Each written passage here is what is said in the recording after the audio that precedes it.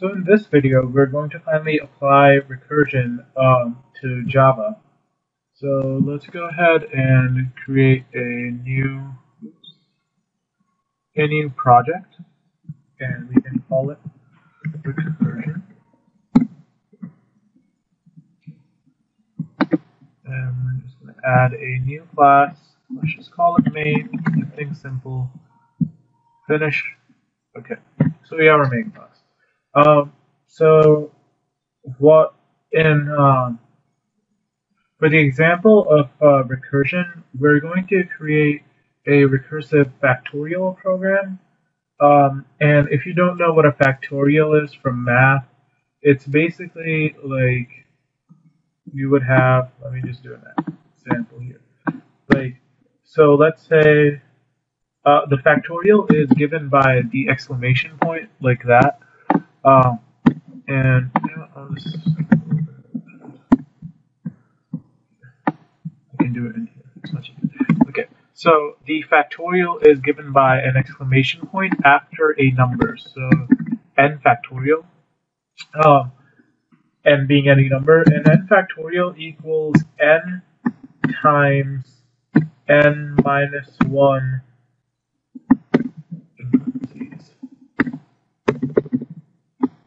times n minus 2 times all the way down to times 2 times 1.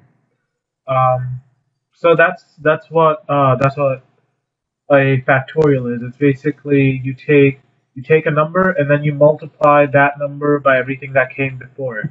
So as an example, like 3 factorial would equal 3 times 2 times 1, which is 6. Or 5 factorial would equal 5 times 4 times 3 times 2 times 1, which would equal 120. Don't be afraid to check my math on that. But you can also, for this recursion, by definition, 0 factorial equals 1, and 1 factorial obviously equals 1. And that's just the definition. I don't know who made it up, but someone did.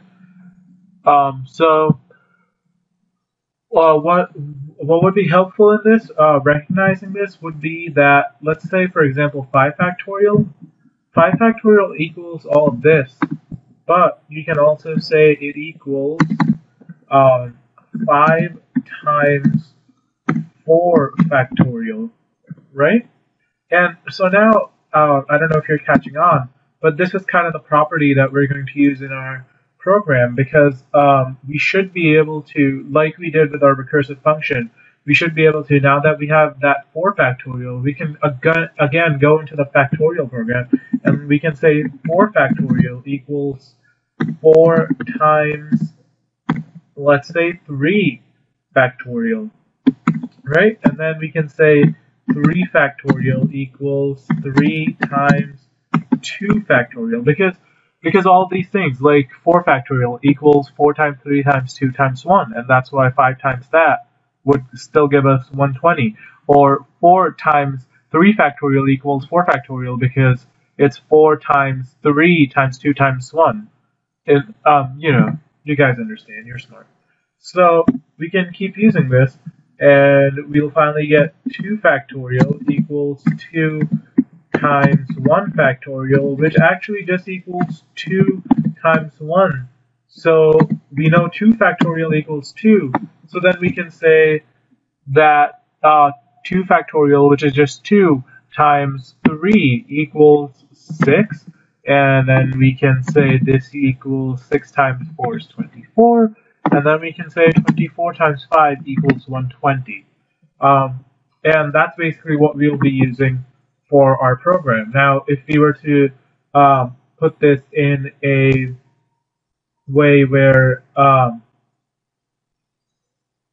actually, no, forget that. Let's just keep it here. It's simple. If you have any more questions, feel free to ask about this. because I was just trying to explain a little bit of the math here, trying not to assume that you guys are familiar with the concept. But because it's such a simple idea, it's kind of helpful in demonstrating how it works in Java.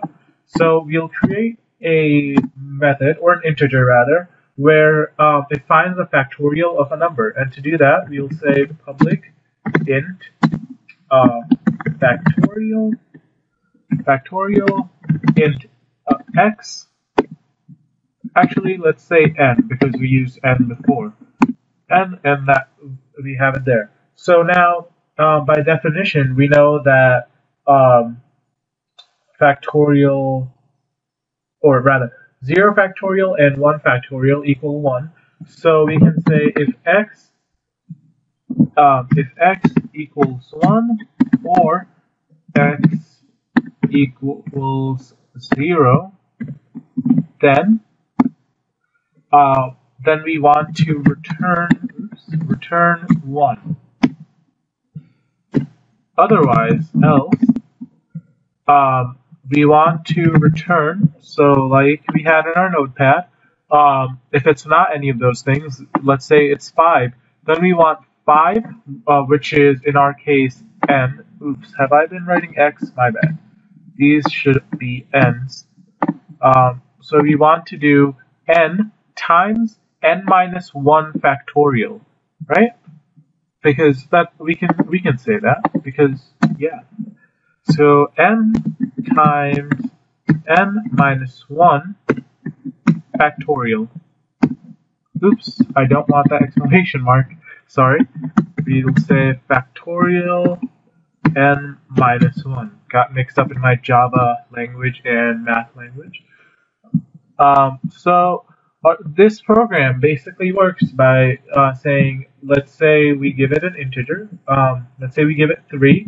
So it'll go through and it'll be like, is 3 equal to 1 or 0? No, it's not. So it goes to the else. And then it'll return 3 times the factorial 3 minus 1, which is 2. So again, it's going to be called back to, it's calling back to itself. It's going to say what's the factorial for 2, and it'll again check that the 2 does not equal 1 or 0. So then the factorial for 2 must equal 2 times the factorial for 2 minus 1, which is 1. Then it calls back to itself again, and it'll say, oh, what's the factorial for 1? Well, 1 does equal 1, so I'll return a 1 here. So then back in factorial 2, now you'll get 2 times 1, which will, so when you backtrack all the way to factorial 3, you're going to get 3 times 2 times 1, because 2 times 1 was factorial 2. And that will give us an answer of 6. That's why I kind of like to write things out like this whenever I'm working with recursive programs, because as you could tell while I was trying to explain that to you, you might have gotten a bit lost. But I hope that you understood it well enough to be able to implement recursion. And if you guys want, I can do a few more examples of recursion. And just to see if our program works, we will go ahead and say system.out. Line, and we want to say factorial of, I don't know, 5 is a good number, because we already did 5. Oops, not an exclamation point. Oh, and this needs to be a static variable because it's being called by a static function, and static method. So yeah, let's run it and see if it works. Save, click on the little play button. Yay, 120, it's right. I think. I'm pretty sure it is. Now let's do like 100 because we want to. So we press play again. We get 0. What? What is this? Shouldn't be giving 0. Let me pause it and figure out what's wrong. Okay, so the problem is 100 factorial or even 99 factorial.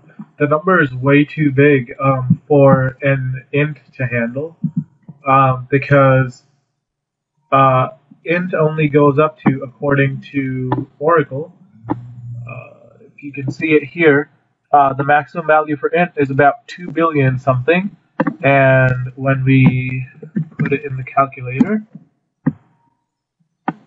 100 factorial is much bigger.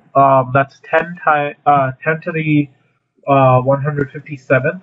That's a lot of zeros, and that's why we can't have it work for numbers that large. But an easy solution to that would probably be to change it to long, which can work with a few more zeros, but it's still not going to be enough to probably do that. So, how about this? Since I have reached over 50 subscribers, and I find that to be a big deal being a small-time YouTuber, why don't I do this? Why don't you guys figure out a solution, a program using Recursion and anything else you would like to find a factorial, the factorial of 100, and print it out on the screen, actually. I just want it to print it out on the screen. It has to use Recursion. That's the only rule. You send me the program, the first one to send me the program. I hope I get something, because I am sort of small, so I probably won't. But if I do get something and it works, you may get a little surprise. Thanks for watching. Subscribe, comment, rate, send in the program to figure out factorial 100. Goodbye.